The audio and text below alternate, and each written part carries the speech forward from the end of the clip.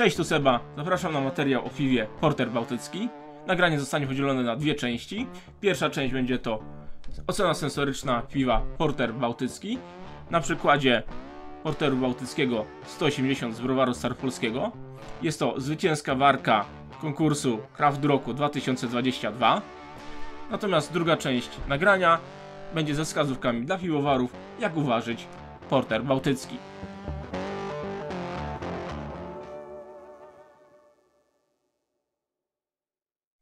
Ocenę sensoryczną piwa powinniśmy rozpocząć od zapoznania się z etykietą piwa. Etykieta na piwie informuje nas o podstawowych parametrach piwa, takich jak alkohol oraz ekstrakt. Te dwa parametry nam mówią przede wszystkim o tym, na jakie jest stężenie alkoholu, czyli czy to piwo jest mocne, słabe. W tym przypadku alkohol to jest 9,7% objętości. Natomiast ekstrakt, 22% wagowy, może nam wskazać, czy to piwo jest treściwe, słodkie czy wytrawne. Na tej podstawie jesteśmy w stanie stwierdzić, że jeżeli piwo zawiera 9,7% alkoholu i 22% miał ekstrakt początkowy, to w tej chwili wydaje mi się, że to piwo ma gdzieś na poziomie 5, 6, właściwie 6% cukrów resztkowych, czyli tak naprawdę w tym piwie znajduje się około 30 gramów cukru, czyli jakieś 6 łyżeczek cukru 5-gramowych w półlitrowym piwie. Całkiem sporo, ale to piwo też jest dosyć mocne, treściwe, gęste, ekstraktywne, zawiera dosyć ciekawą bazę słodową, o czym za chwilę opowiem. Kolejną rzeczą, na którą trzeba zwrócić na etykiecie, to czy jest podany skład. W tym przypadku jest to podany skład surowcowy, jest to sód jęczmienny, pilźnieński, monachiński, słody karmelowe, ciemny i jasny, sód barwiący. Ja tutaj myślę, że sodem barwiącym mógł być jakiś jęczmień palony lub jakiś sód czekoladowy. Nie jest podane konkretnie, tylko jest podane jako słody barwiące. Natomiast jeżeli chodzi o chmiele, to jest dosyć ciekawie. Nie wiem w sumie dlaczego, bo w Porterze Bałtyckim chmiele nie odgrywają jakiejś znaczącej roli poza goryczką. Ale tutaj są wymienione chmiele. Jest to chmiel Magnum, Sybilla, Hello Tower, Tradition.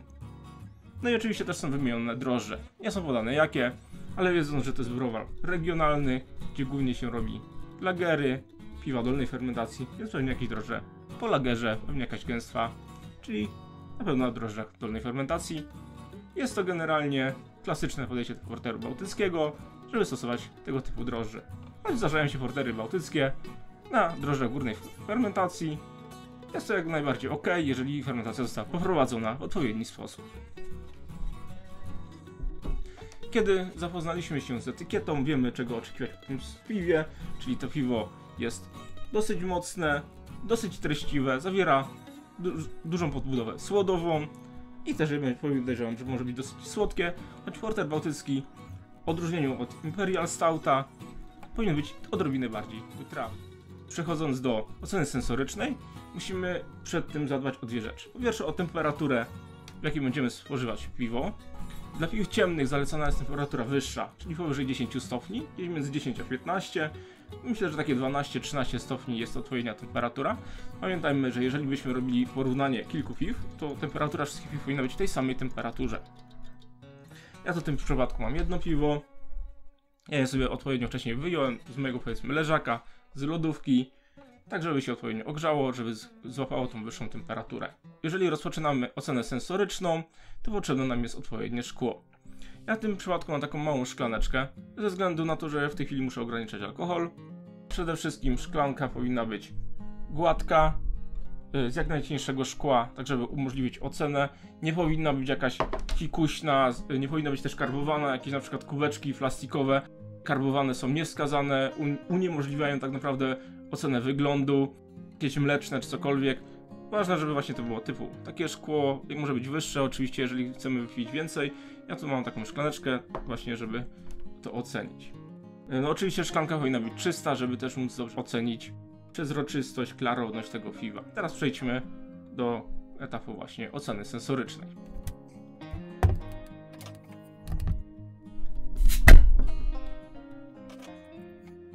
Jeżeli chodzi o kapsel, to ładny z logiem browaru staropolskiego, kultowego browaru staropolskiego.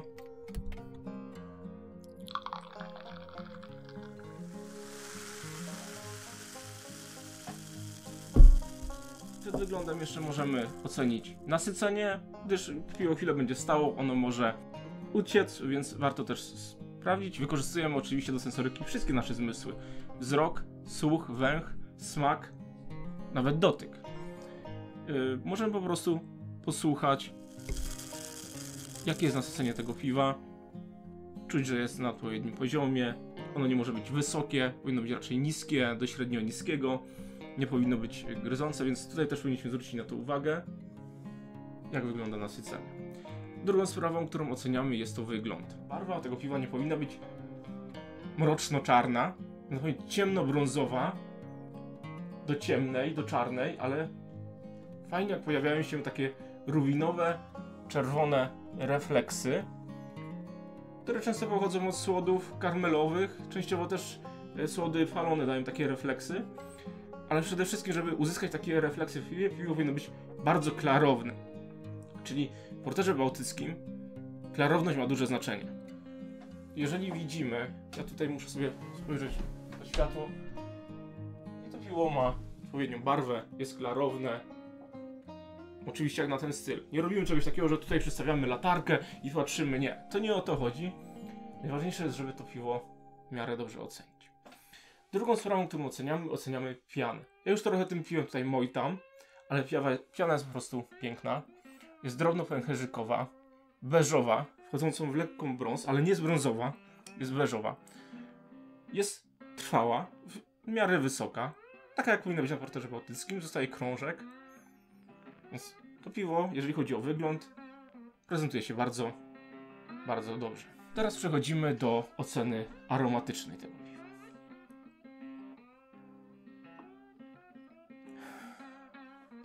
Zamknę, może tak, a później. Jeżeli chodzi o parametry, które przeczytaliśmy, to tam się na pierwszym planie wybija i dość charakterystycznie i dość wyraźnie widać, że piwo jest alkoholowe. Przy ocenie aromatycznej piwa powinniśmy na to zwrócić uwagę. Powinna być dość mocno ukrytą alkoholowość, jednak jej się nie da ukryć całkowicie, ten alkohol występuje. Więc powinniśmy przy ocenie aromatycznej, oczywiście też smakowej, zwrócić na to uwagę.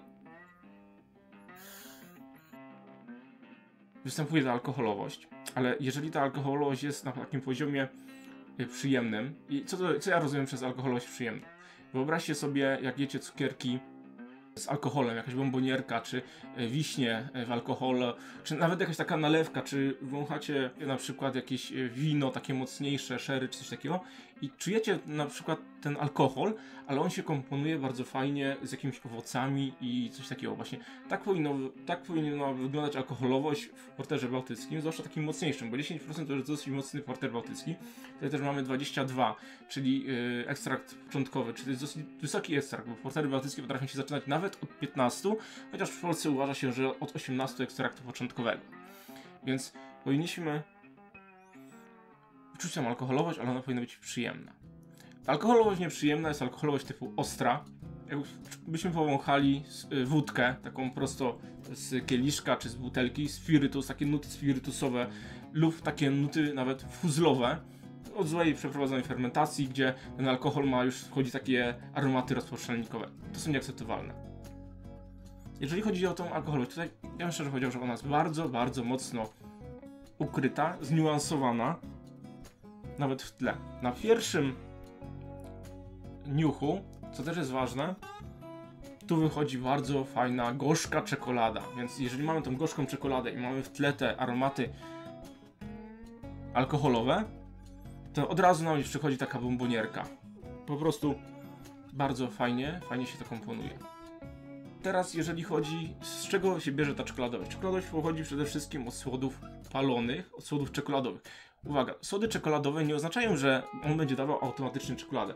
Słody czekoladowe to są słody palone, tylko o trochę niższej barwie, czyli nie były tak intensywnie palone jak słody, jak typu jęczmień prażony, czy jęczmień palony, którego EBC jest powyżej 1000. To są po prostu trochę niżej palone słody, które nie dają aż tak mocno paloności. Jeśli chodzi o aromat, oczywiście też się pojawia kawa, taka złożowa, trochę inka. Oczywiście prawdopodobnie to wynika ze słodów barwiących, czyli słodów palonych. Pojawiają się też owoce. ale nie są to estry odfermentacyjne owoce, jest to bardziej taka suszona śliwka.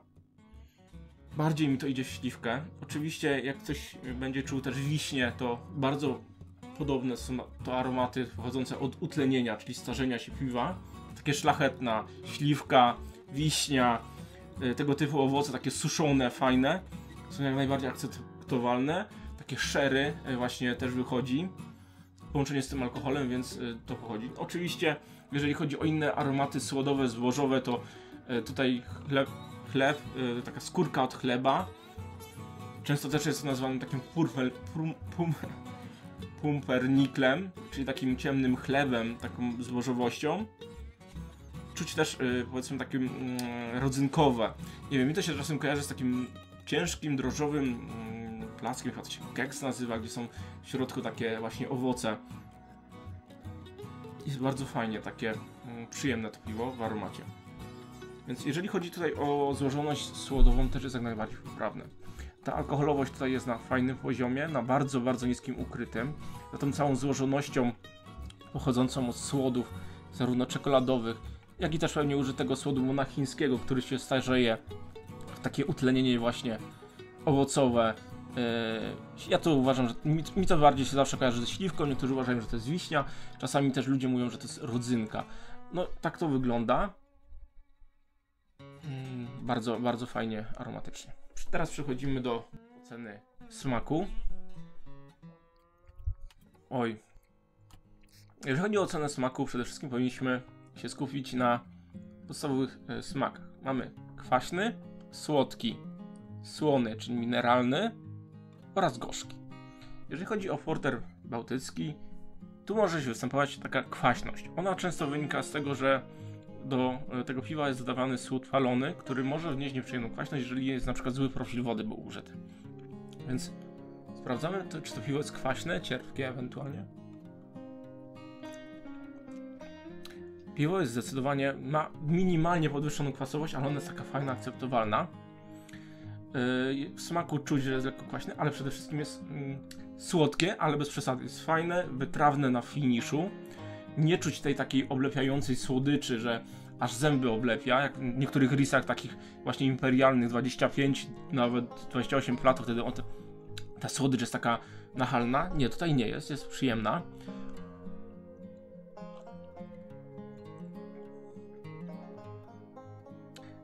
Delikatnie zaakcentowana goryczka, która dodatkowo jeszcze na finiszu kontruje tą słodycz. Pojawia się też alkohol, czuć go dużo bardziej wyraźnie niż w aromacie, czuć, że jest piwo alkoholowe, to zdecydowanie. Oczywiście czuć te wszystkie aromaty słodowe, czyli tak jak wspomniałem, skórka od chleba, takie chlebowe, tostowe, takiego ciemnego chleba. No i też oczywiście czuć te nuty już utlenienia. Piwo leżakowało u mnie w lodówce rok i utleniło się w poprawny sposób. Są też, mogłyby się pojawić zamiast tego szlachetnego utlenienia, pojawić takie nuty miodowe, sosu sojowego czasami i to jest takie właśnie utlenienie w złą stronę. Też czasami takie kartonowe, nieprzyjemne. Tu natomiast jest całkiem to poprawnie zbalansowane. Dużą zasługę w tym piwie robi ten poprawny balans między słodyczą a wytrawnością. Jak wspomniałem wcześniej, to piwo odfermentowało do jakichś 6 BLG, czyli bardzo, powiedzmy, że akceptowalnie, czyli to jest około 72-73% odfermentowania, gdzie ja uważam, że 75 i wzwyż to już by było piwo bardzo mocno odfermentowane i to piwo było alkoholowe i zbyt wytrawne, a z kolei poniżej 70% odfermentowania, czyli jeżeli by miało więcej niż 6 tych BLG cukru, czyli gdzieś 8-9, to by było bardzo mocno ulepkowe piwo. Problem takie mają na przykład imperialne portery bałtyckie, tu natomiast jest bardzo przyjemnie, jest to zbalansowane, jest to fajna kontra na końcu tych chmieli, bo tam ich dodanych sporo, myślę, że niesłusznie, ale jest ta goryczka wyczuwalna, nie jest zalegająca, jest lekko alkoholowa, nie jest falona. Ten porter w ogóle, ja bym nie powiedział, że nie jest falony. Jest delikatnie kawowy, ale dominuje, jeżeli chodzi o aromaty od słodów falonych, to dominuje czekolada. Czekolada, bardzo kojarzy się to piwo z taką właśnie bombonierką czekoladową. Jeżeli chodzi o zmysł dotyku, bo tym też będziemy oceniać, jest to odczucie w ustach. Czyli oceniamy przede wszystkim pełnię tego piwa, treściwość. Pełnia podwyższona, jest takie trochę słodkie, jest minimalnie oblepiające, ale to nie jest takie negatywne. A fajny aftertaste zostaje taki no wiśniowy. Kurczę, bardzo fajnie to smakuje. Wiśniowo-śliwkowy właśnie. Kolejną rzeczą, którą musimy ocenić, jest to wysycenie. Jak wspomniałem wcześniej na początku, żeby też je sprawdzić, jak tam bąbelki strzelają, to tak samo tutaj zmysłem dotyku oceniamy, czy czujemy je na języku, czy jest gryzący ten dwutlenek węgla, który się rozpływa po naszych ustach. Czuć wysycenie, ale właśnie jest takie gładkie to piwo, kremowe, więc fajnie. Powinniśmy też ocenić, jeżeli jest porter bałtycki, bo dodane słody palone, to musimy też zwrócić uwagę na to, czy to piwo nie jest szorstkie, czy to nie jest, te słody palone nie idą w taką popiołowość, mogą też powodować, że jest cierpkie, ściągające, wysuszające. To piwo takie nie jest. Jest fajne, kremowe, gładkie. Więc jeżeli chodzi o czucie w ustach, kolejny plus. Naprawdę to piwo jest udane, mimo że jeszcze rok leżało, więc no, naprawdę spoko. Ogólna moja ocena jest dosyć wysoka tego piwa. Mimo że zostaje tutaj dosyć dużo cukrów resztkowych, ta słodycz nie jest dominująca. Co najważniejsze, porter bałtycki powinien być bardziej taki wytrawny, jeżeli chodzi w porównaniu do Imperial Stoutów, które są dużo bardziej oblepiające. To porter bałtycki jest taki trochę stonowany.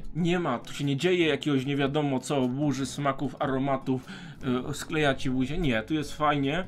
Dominująca jest tutaj czekolada i utlenienie takie owocowe, co jest bardzo przyjemne. No i ta alkoholowość, która dużo bardziej wychodzi w smaku niż w aromacie, ona tam jest, ale uważam, że nie jest przeszkadzająca, zwłaszcza, że to piwo no, ma 9,7, więc to jest sporo, a nie odrzuca to piwo. Co najważniejsze, często się zderzam z porterami bałtyckimi, które są przepalone, więc tutaj tego nie ma. Ta paloność jest na bardzo, bardzo niskim poziomie i to jest spoko w porterze bałtyckim. Pewnie się znajdą grupa fanów roast porter bałtycki, czy tam mocno palonych. Ja nie jestem takim fanem i to piwo naprawdę bardzo fajnie podchodzi. Jeszcze małą szklaneczkę sobie doleję, bo się tak dobrze mówi. Ok, więc przejdźmy do drugiej części nagrania, czyli o wskazówkach dla piwowarów domowych. Głównie, ale oczywiście jeżeli ktoś z komercyjnych będzie chciał skorzystać, to dlaczego nie? Najważniejsze są drożdże. Jest to piwo wysokoalkoholowe, czyli 9, 10, a nawet wyżej procentowe, o dużej zawartości cukrów początkowych, o wysokim ekstrakcie, w tym przypadku jest to 22, więc drożdże przede wszystkim muszą głęboko odfermentowywać i być odporne na duże stężenie alkoholu. Duże stężenie alkoholu, czyli powyżej 9-10%. Najgorsze, co nam się może wydarzyć, to niedofermentowany porter bałtycki. Oprócz tego, że piwo będzie nad wyraz słodkie, to zostaną efekty uboczne drożdży typu diacetyl, aldehyd octowy, a tego chcemy uniknąć. Jak tego mu zapobiec? Wybrać odpowiedni szczep drożdży, który jest wytrwały na wysokie stężenie alkoholu. Druga sprawa, używamy dużej ilości drożdży. Jeżeli mamy możliwość, gęstwa, jeżeli nie, robimy starter wielostopniowy. Ja tak zrobiłem w przypadku teraz piwa, które ja będę robił, będzie imperialny porter bałtycki, gdzie zrobiłem starter zaczynając od litrowego, a kończąc na 5-litrowym. Kolejna sprawa, jeżeli chodzi o drożdże, to też powinniśmy brzeczkę bardzo dobrze napowietrzyć. Duża ilość tlenu sprzyja namnożeniu się drożdży. Oraz jeżeli mamy pożywkę dla drożdży, to warto dodać pożywkę. Przy gęstych piwach, ciężkich się to sprawdza. Jeżeli chodzi o słody do porteru bałtyckiego, to najczęściej bazą jest mieszanka słodów pilzneńskiego, monachińskiego, wiedeńskiego. Jeżeli, tak jak tutaj w tym przypadku, był zużyty pils i monachiński, to przeważnie się używa w stosunku pół na pół. Jest też praktyka, żeby używać wiedeński, monachiński pół na pół, albo nawet sam słód monachiński. Nie ma też przeciwwskazań, żeby użyć jako bazę część słodu pale ale. Generalnie używa się tych słodów monachińskich i wiedeńskich z tego względu, że one mają, monachiński jest nazywany też turbosłodowym, czyli ta słodowość w tym piwie jest dużo, dużo wyższa. Użycie takiego słodu monachińskiego sprawi, że to piwo nam się w czasie będzie dużo lepiej starzeć.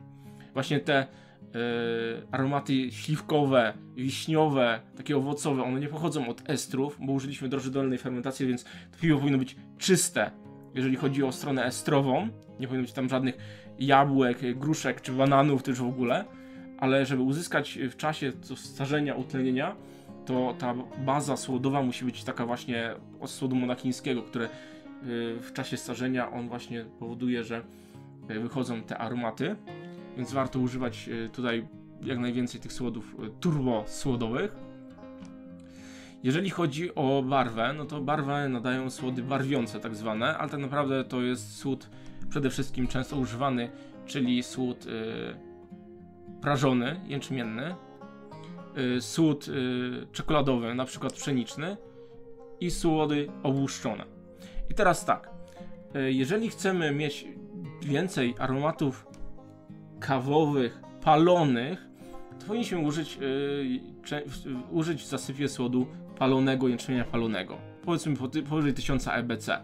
To jest mocny, ciemny kolor, ale uwaga, generalnie ja zalecam, żeby słody palone nie przekraczały w przypadku porteru bałtyckiego 2-3%. My tutaj nie szukamy tej paloności, więc powinniśmy sobie skomponować. Najlepiej użyć wielu słodów palonych. 1% słodu jęczmienia palonego, 1% na przykład słodu czekoladowego, pszenicznego, który nie ma łuski. Uwaga, słody bez łuski dają mniej paloności niż słody z łuską, czyli te słody obłuszczone są fajniejsze, czyli na przykład możemy też jako trzeci słód dodać Carafe Special. Pamiętajmy, nie Carafe, tylko Carafe Special, która nie ma łuski. Lub jakiś alternatywny słód z Wikinga obłuszczony. I ja tych słodów bym nie przekraczał 3%.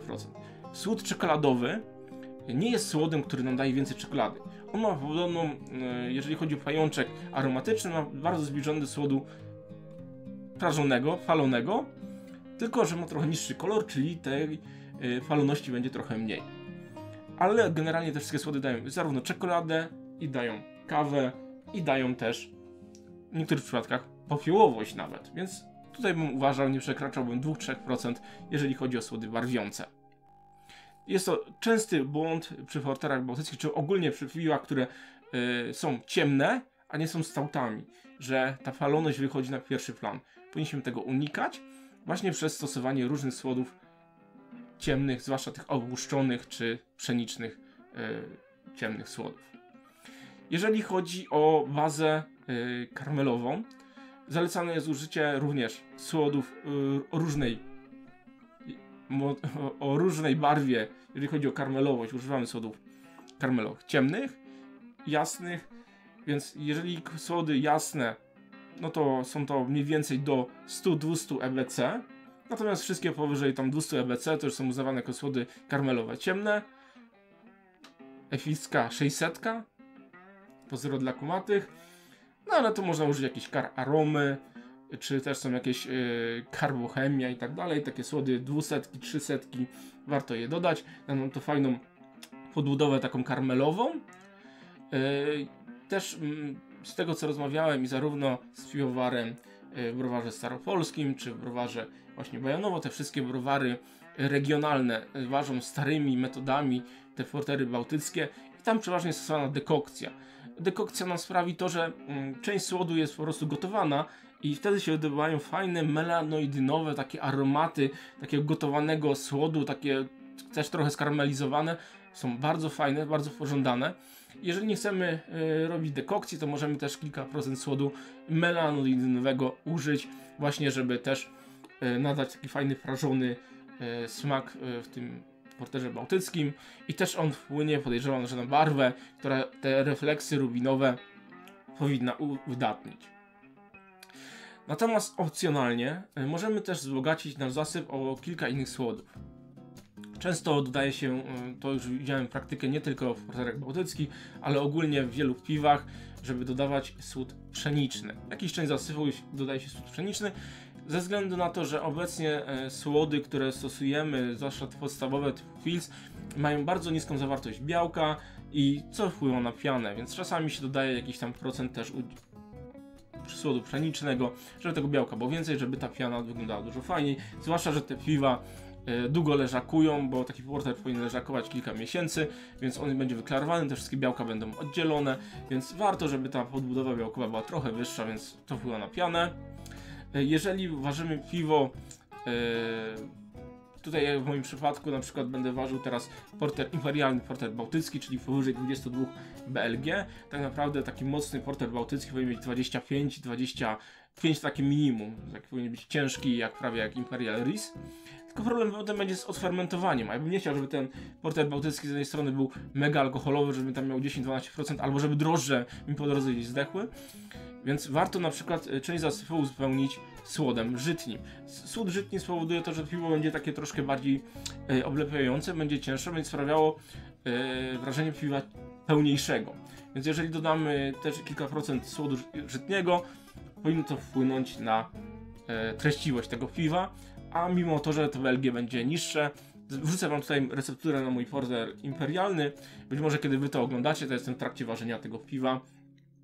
Ja tam zastosowałem słód żytni, na recepturę na 23-24 BLG, a chciałbym właśnie, żeby nie przegiąć, żeby drożdże, ja też nie miałem gęsty, używałem starteru drożdżowego 5-litrowego, więc żeby nie przegiąć z tym BLG, będę chciał podbić tą treściwość właśnie przez zastosowanie słodu żytniego.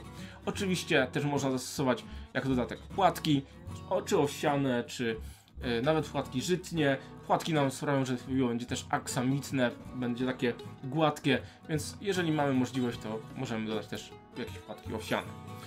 Często też praktykuje się, tylko tutaj uwaga, taka też będzie do zasypu słody wędzone. Tylko że jeżeli nie robimy portera bałtyckiego wędzonego, to tych słodów powinniśmy po prostu zastosować dosyć mało i bardzo zachowawczo. Jeżeli piwo planujemy wysłać na jakiś konkurs, to dodanie słodów wędzonych jest dość ryzykowne. Bo jeżeli to będzie klasyczny porter bałtycki czy imperialny, to część sędziów będzie się sugerowała opisem stylu. Jeżeli wyczują nuty wędzone, a nawet na niskim poziomie one mogą być wyczute, zostaną potraktowane jako fenole i mogą zostać potraktowane jako piwo z wadą zakażone. Wędzonka i fenole są to, powiedzmy, aromatycznie mogą być zbliżone związki. Często się mówi, że to w piwach torfowych, że albo piwo jest torfowe, albo zakażone. Więc z tą wędzonką, jeżeli wysyłam na konkurs, naprawdę bym uważał. A jeżeli dla siebie degustacyjnie, warto trochę tej wędzonki trochę minimalnie dać, zwłaszcza z drzew owocowych, jakaś śliwa, wiśnia, która jeszcze podkręci w czasie to starzenie tego piwa, gdzie ten aromat śliwkowy, wiśniowy jeszcze będzie właśnie tą wędzonką podbity, więc tutaj można spróbować się w to pobawić i to myślę, że może fajnie wyjść. Kolejna sprawa, która przy porterze bałtyckim jest dosyć taka pomijana, tak naprawdę chodzi o chmiele. Na aromat nie ma sensu dawać, nie szukamy profilu aromatycznego w chmielach, zwłaszcza jakichś cytrusowych, nowofalowych, nie, to nie jest piwo, które ma mieć aromaty chmielowe, gdzie chmiel ma mieć aromatycznie znaczenie. Natomiast jeżeli chodzi o goryczkę, powinniśmy celować w około 30-40 IBU, w zależności od słodyczy tego piwa, tak żeby kontrolować na finiszu tą słodycz, żeby nie było to piwo ciężkie, takie na finiszu, żeby było wytrawne, żeby było lekko goryczkowe. Ta goryczka nie może być zalegająca, więc też nie powinna być wysoka. Używamy chmieli kontynentalnych, czy to polskich goryczkowych, jakaś marynka, czy magnum, magnat niemieckie, więc tutaj spokojnie można tego typu chmiele zastosować i powinno być ok. Ostatnio, jeżeli chodzi o surowce, i często w ogóle generalnie w większości stylów jest pomijana woda, a woda ma znaczenie. Jeżeli chodzi o piwa typu porter bałtycki, czy stout, czy w ogóle wszystkie ciemne piwa, wszystkie piwa, do których są dodawane ciemne, falone słody, czy to są słody czekoladowe, jak już wcześniej wspomniałem, czy falony jęczmień, te wszystkie słody wnoszą taką popiołowość. Razem z tym popiołem obniżają nam znacznie pH. To piwo robi się nam kwaśne, może być zbyt kwaśne, może być cierpkie. I teraz, jeżeli wodę mamy miękką, która zawiera mało wapnia, czyli nie ma jakby podbicia tego pH, nie ma tej kontry dla niskiego pH, które zostanie spowodowane przez słody palone, no to w tym piwie będziemy wyczuwać tę paloność, cierpkość dużo bardziej. Wodę powinniśmy mieć tak naprawdę twardą. Im twardsza, powiedzmy, tym lepsza, chociaż też bez przesady. Jeżeli mamy zbadaną wodę, to powinniśmy w jakimś kalkulatorze do ustalania profilu wody ustalić odpowiedni profil dla piw ciemnych. Generalnie dodaje się wtedy kredy, czyli węglan wapnia, tak? CaCO, tak. Węglan wapnia, żeby trochę podbić pH tej wody.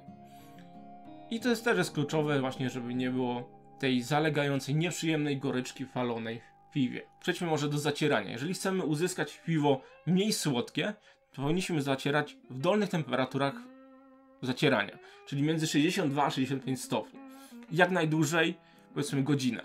Jeżeli chcemy uniknąć słodkości w tym piwie, cukrów resztkowych, to tą górną, czyli 70-72 stopnie, w temperaturze cukrzania, gdzie powstają nam cukry niefermentowalne przeważnie, powinniśmy jak najszybciej przeskoczyć. Oczywiście, jeżeli pominiemy tą przerwę w 72 stopniach, to spadnie nam wydajność, więc wtedy musimy tą wydajność trochę inaczej obliczyć, powinniśmy mieć trochę więcej zasypie, żeby to piwo nam było wytrawne. I wtedy zacieramy powiedzmy godzinę w 62-65 stopni i szybko przeskakujemy do wygrzewu na te 78 stopni i wtedy to piwo będzie dużo bardziej wytrawne.